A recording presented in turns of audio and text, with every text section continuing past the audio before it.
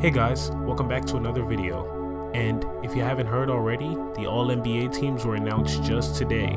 And there's a few people happy and a few people upset. And I guess I'm one of the upset ones. More specifically, something about the whole way this thing is set up is just weird. I'm gonna let you know the three main problems I have with the All-NBA teams. The first main concern is that All-NBA voting can and will directly affect a player's earning potential. Klay Thompson is a notable example of this.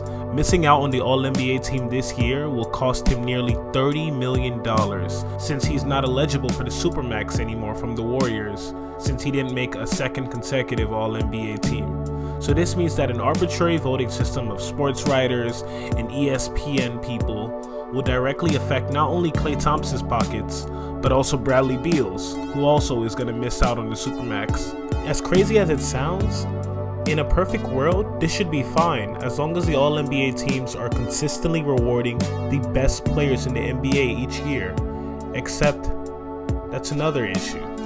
What even makes an All-NBA player, and what's the difference between someone on the first team and someone on the second team to someone on the third team? Is it stats primarily? Then it would make sense for you not to leave out someone like LeBron James, who averaged 27, 8, and 8, and he's on the third team, and Kyrie Irving, who averaged 24 points and 7 assists, is on the second team. But then Russell Westbrook averaged a triple-double, but he's on the third team. So wouldn't you say that that's more statistically impressive? And if you want to replace stats with team success, the Celtics completely underwhelmed expectations. LeBron's Lakers missed the playoffs, and Klay Thompson, who again didn't make the list, his team is going to their 5th straight finals now.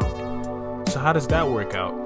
So just like with the MVP award, there's no way to truly make an objective measure of the best players in the NBA, and especially when you jumble in a bunch of factors like success, stats, team success, and player popularity, there's bound to be a few notable exclusions, just like the ones we're looking at right now.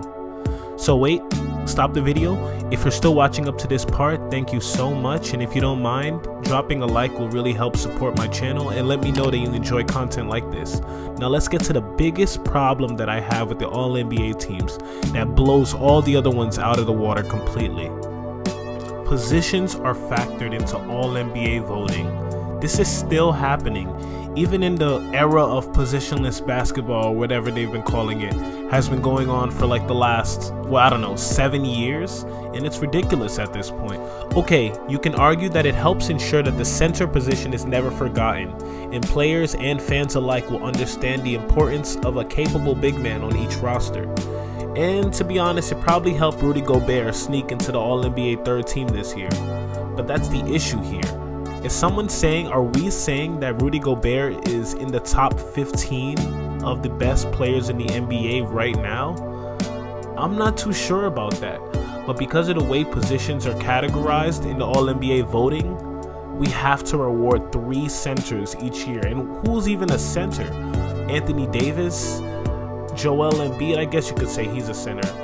But at the same time, there's just so much left for interpretation, and it just leaves room for what we have here, where too many players that play in the same position are getting punished. So yeah, that's pretty much it. And it'd be kind of weird to have a video with just problems and no solutions offered from me, even though I can't really think of any that'll really tackle all the issues that I've outlined in this video.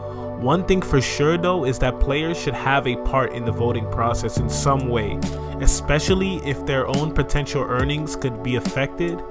It makes sense for other basketball players to be the ones to determine whether or not they're worth it. If you have any other kind of solutions or any other kind of comments about the video, please don't hesitate to let me know, and thanks for watching.